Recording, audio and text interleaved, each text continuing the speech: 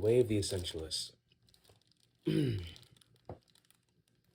way of the essentialist is the relentless pursuit of less but better. It doesn't occasionally mean giving a nod to the principle, it means pursuing it in a disciplined way.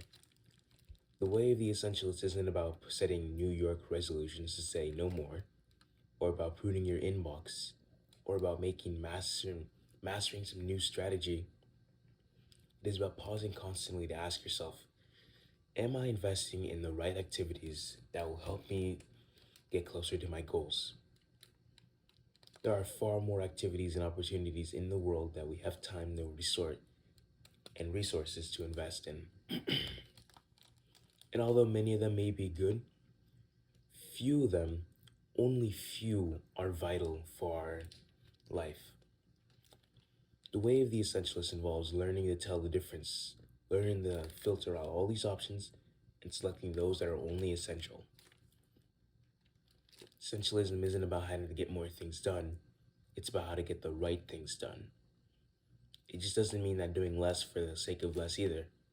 It is about making the wisest, most possible investments for our choices and saving our time and energy for the most vital and most significant impacts. This circle right here is the best circle you'll ever see. All these arrows, we all have arrows too. They describe all of the different pursuits and goals that we have.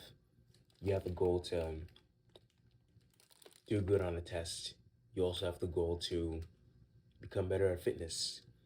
You also have the goal to eat this. You have so many arrows. You also have some goals to reduce screen time. You have so many different goals, and this is what it's doing to your energy. You're making progress in so little things because you have so many goals. But as soon as you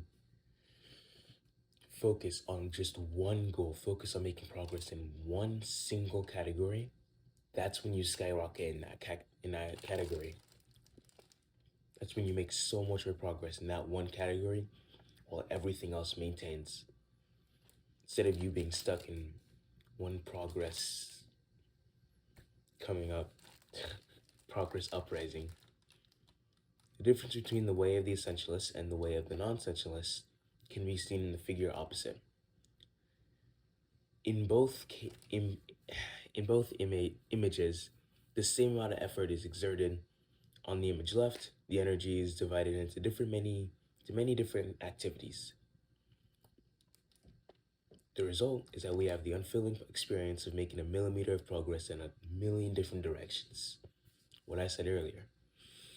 Different goals, different progress.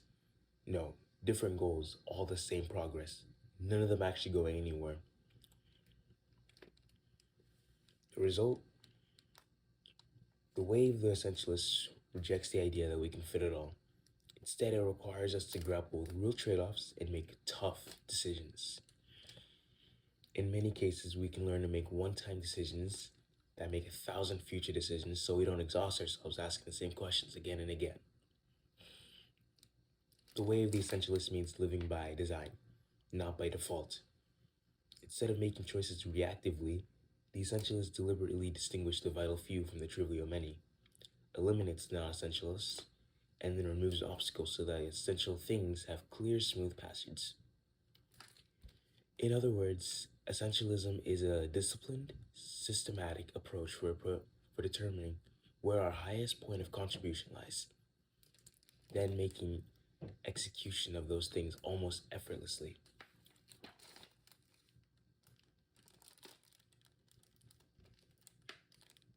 It's best if I show you this one.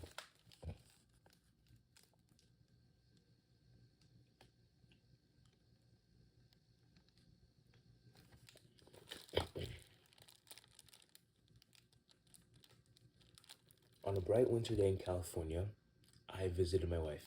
This is the author. In the hospital. Even in the hospital, Anna was radiant. But I also knew she was exhausted.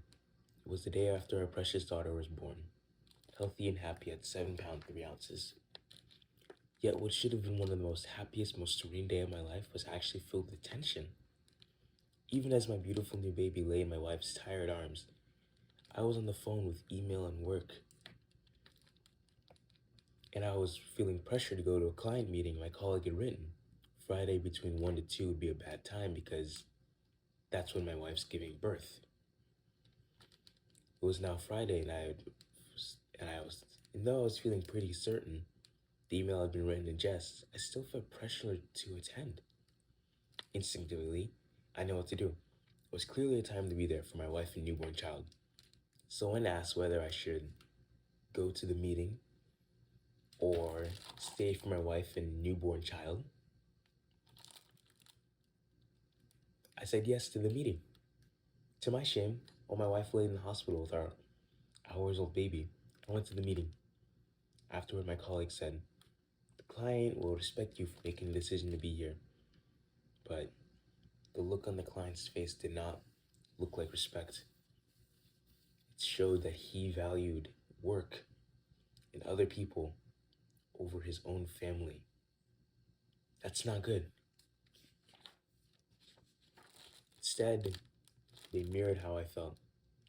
What? What is he doing here? He just had a kid. What the fuck? Why is he here? He should be out there, he should be in the hospital with his wife and newborn child. Why did he come to work? I'd say yes simply to please, and in doing so, I hurt my family, my integrity, and even the client relationship. Because now, none of them respect you